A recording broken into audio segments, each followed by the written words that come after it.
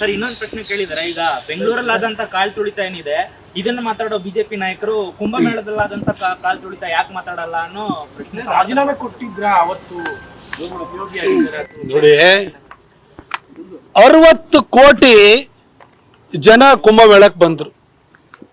ಬೆಳಗಿನ ಜಾವ ನಾಗಾ ಸಾಧುಗಳು ಸ್ನಾನಕ್ಕೆ ಹೋಗ್ತಾರೆ.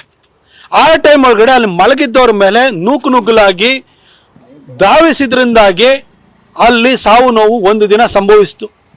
ಅದಾದ್ಮೇಲೆ 45 ದಿನ ನಡೀತು ಕುಂಭಮೇಳ. ಒಂದು ಅವಘಡ ಸಂಭವಿಸ್ತಾ ಹೇಳಿ ದಯವಿಟ್ಟು. 60 ಕೋಟಿ ಜನಸಂಖ್ಯೆಯನ್ನು ಅಷ್ಟು ಕಡೆಯಿಂದ ಬಂದರು, ಇನ್ಕ್ಲೂಡಿಂಗ್ ಟ್ರಾನ್ಸ್ಪೋರ್ಟೇಷನಿಂದ ಹಿಡಿದು ಎಲ್ಲದನ್ನು ಮೇಂಟೈನ್ ಮಾಡಿದ್ರಲ್ಲ ಯೋಗಿ ಆದಿತ್ಯನಾಥ್. 60 ಕೋಟಿ ಜನ ಸಂಭಾಳಿಸಿದರೆ. 60 ಕೋಟಿ ಅಂತಂದರೆ ಹೆಚ್ಚು ಕಡಿಮೆ ಕರ್ನಾಟಕದಂತ ಒಂದು 8 ಕರ್ನಾಟಕ ಒಂದು ಕಡೆ ಹೋದರೆ ಎಷ್ಟಾಗ್ಬೋದು ಹೇಳಿ. ಅಷ್ಟು ಜನರನ್ನ ಸಂಭಾಳಿಸಿದರೆ. ಅದ್ರ ಬಗ್ಗೆ ಮಾತಾಡ್ತಿರಲ್ಲ ಸರ್. ಫಸ್ಟ್ ನಿಮ್ಮಲ್ಲಾಗಿರೋದು, ನೀವು ಮೋಸ್ಟ್ ಎಫಿಷಿಯೆಂಟ್ ಚೀಫ್ ಮಿನಿಸ್ಟರ್ ಅಲ್ವಾ? ನಿಮ್ಮಲ್ಲಿ ಈ ಥರದ ಘಟನೆಗಳು ನಡಿಬಾರ್ದಲ್ವಾ? ಅವ್ರು ಮಾಡಿದ್ರು, ಇವ್ರು ಹಿಂಗೆ ಕಾಲದಲ್ಲಿ ಹಿಂಗಾಯ್ತು, ಅದನ್ನು ಹೇಳಕ್ಕೆ ನಿಮಗೆ ಅಧಿಕಾರಕ್ಕೆ ತಂದಿದ್ದಾರಾ? ನಿಮ್ಮ ಕಾರ್ಯದಕ್ಷತೆ ಬಗ್ಗೆ ಹೇಳಿ ಸರ್.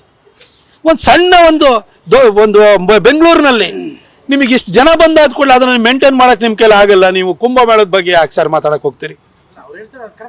ವಿಧಾನಸೌಧ ಮುಂದೆ ನಡೆದೇ ಇಲ್ಲ ಏನು ಗಲಾಟೆ. ನಿಮ್ಮ ಕುಂಭಮೇಳಕ್ಕೆ ಡಿ.ಕೆ. ಶಿವಕುಮಾರ್ ನಿಮ್ಮ ಉಪಮುಖ್ಯಮಂತ್ರಿ ಹೋಗಿ ಅಲ್ಲಿ ಹೋಗಿ ಪುಣ್ಯ ಸ್ನಾನವನ್ನು ಮಾಡ್ಕೊಂಡು ಬಂದಿದ್ದಾರೆ. ವ್ಯವಸ್ಥೆ ಎಷ್ಟು ಚೆನ್ನಾಗಿತ್ತು ಅಂತ ಅವ್ರನ್ನೇ ದಯವಿಟ್ಟು ಕೇಳಿ. ಇನ್ನು ವಿಧಾನಸೌಧದ ಬಗ್ಗೆ ನೀವು ಹೇಳಕ್ಕೆ ನಾನು ವಿಧಾನಸೌಧದ ವ್ಯಾಪ್ತಿಗಷ್ಟೇ ಮುಖ್ಯಮಂತ್ರಿ, ವಿಧಾನಸೌಧದ ವ್ಯಾಪ್ತಿಗಷ್ಟೇ ನನ್ನ ಕಾನೂನು ಸುವ್ಯವಸ್ಥೆ ಅನ್ನೋದು ನನ್ನ ಸುಪರ್ದಿಗೆ ಬರುತ್ತೆ. ಇನ್ನು ಉಳಿದ ಬೇರೆ ಕಡೆ ಏನು ನಡೆದ್ರು ಅದು ನನ್ನ ಜವಾಬ್ದಾರಿ ಅಲ್ಲ ಅಂತ ಹೇಳೋದಾದರೆ ನೀವೊಬ್ಬರು ಮುಖ್ಯಮಂತ್ರಿನೇ ಅಲ್ಲ. ಬಹುಶಃ ಅಧಿಕಾರಿಗಳಿಗೆ ನೀವು ಕರ್ನಾಟಕವನ್ನು ರೂಲ್ ಮಾಡೋದಕ್ಕೆ, ಕರ್ನಾಟಕದ ಆಡಳಿತ ವ್ಯವಸ್ಥೆ ನೋಡ್ಕೊಳ್ಳೋದಕ್ಕೆ ಅಧಿಕಾರಿಗಳಿಗೆ ನೀವು ಅಧಿಕಾರವನ್ನು ಹಸ್ತಾಂತರವನ್ನು ಮಾಡಿಬಿಡಿ ಸರ್.